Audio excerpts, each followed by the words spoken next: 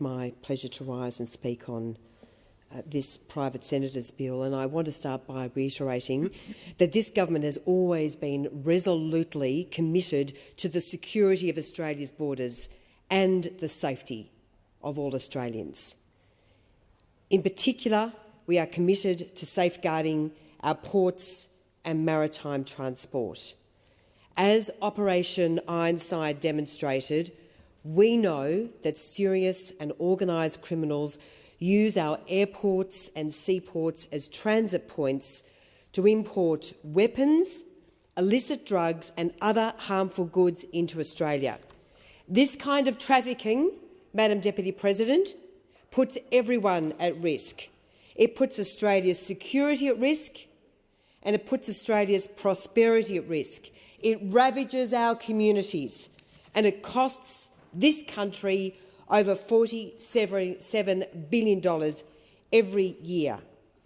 And on the point that Senator Keneally has raised about Operation Ironside, what a pity Senator Keneally was not able to focus on the fine work of the Australian Federal Police rather than engage in a personal slanging match targeted towards the Prime Minister.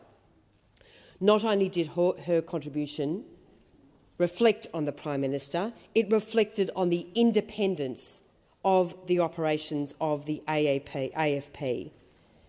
And, Madam Deputy President, I want to commend the AFP for the outstanding work that it has done on Operation Ironside.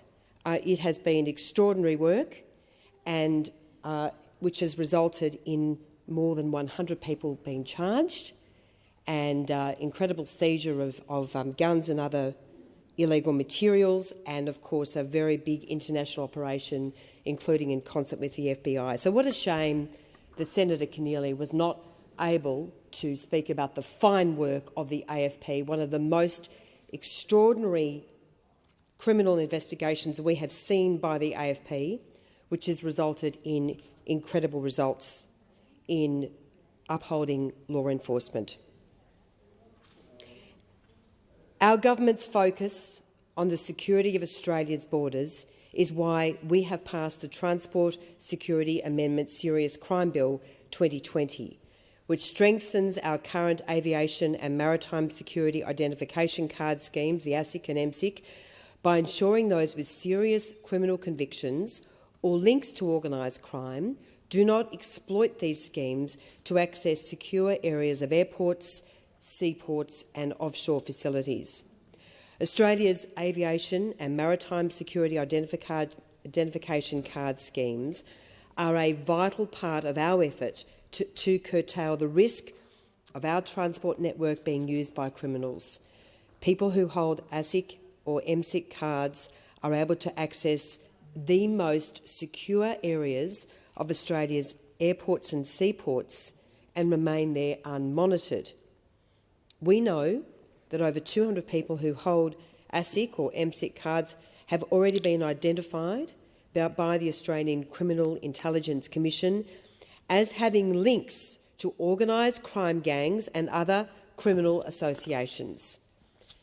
These criminals use the access granted by their ASIC or MSIC cards to facilitate the trafficking of vast quantities of illegal goods through our airports and seaports. Through their hands, rivers of drugs and weapons flow into this country unchecked.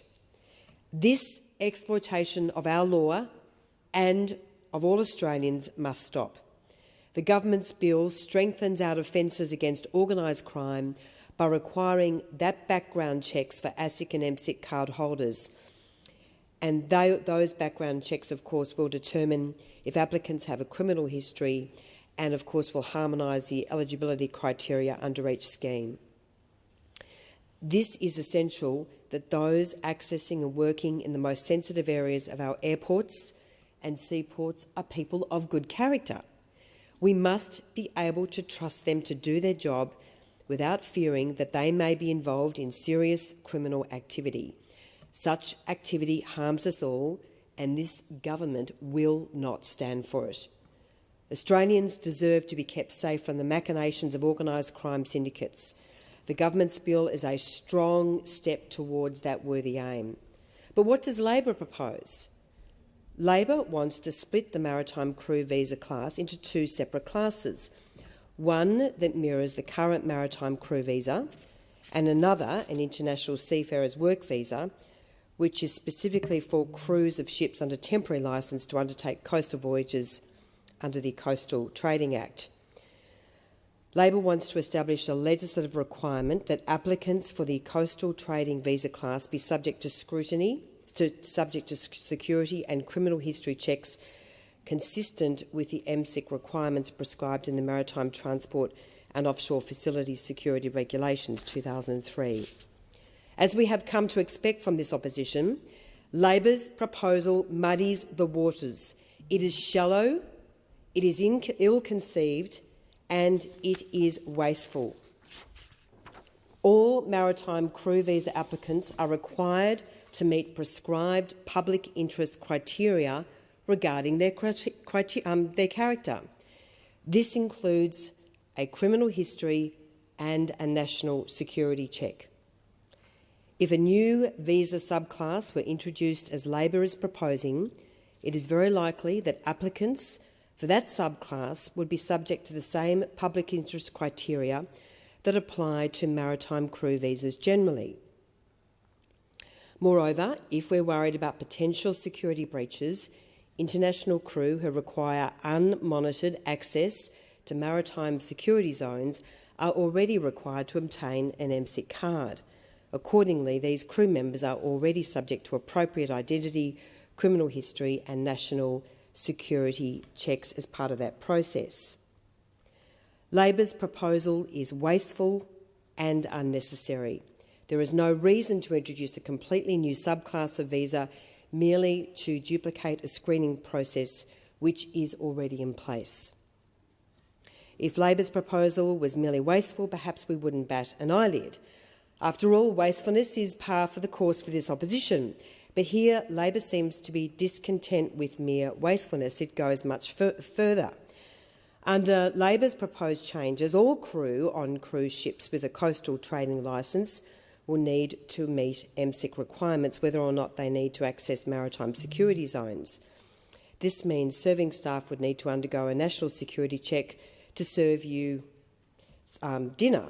Dishwashers would need to have their criminal history checked before working in the kitchen late that night or doing whatever other work is required. This is clearly ridiculous. So ridiculous, in fact, that we might wonder if there is a hidden agenda here. What is Labor's real purpose in proposing such a nonsensical amendment? Its purpose is to kill the government's Transport Security Amendment Serious Crime Bill. Labor has done this before. It used this bill to move amendments to the Migration Act which would have rendered the government's transport security legislation inoperative. The effect of Labor's amendments would be that if the new Maritime Crew Visas Bill were not to commence, the government's Transport Security Amendment would not commence either. Of course, given that Labor's bill is a private member's bill, there is obviously little chance that it would pass the House of Representatives and come into effect, and Labor well knows this. Labor has proposed this bill with only one thing in mind. The purpose of this bill is to render void the government's strengthened ASIC and MSIC schemes. Its purpose is to undermine government legislation that actually bolsters Australia's national security and protects Australians from organised crime. This bill is a cheap trick to stall the government's genuine and effective legislative defence of our national security. Organised crime is a scourge on this great nation. From the shadows, criminal gangs work tirelessly, using Australia's transport network to import illicit drugs, weapons and other harmful goods into Australia. These criminals do not care for the good of Australia or Australians. Any delay or disruption to the government's transport security legislation just increases the risk that Australians will be harmed by organised crime. So I reject Labor's time-wasting, ridiculous bill, and I ask Whose side is Labor on? Thank you.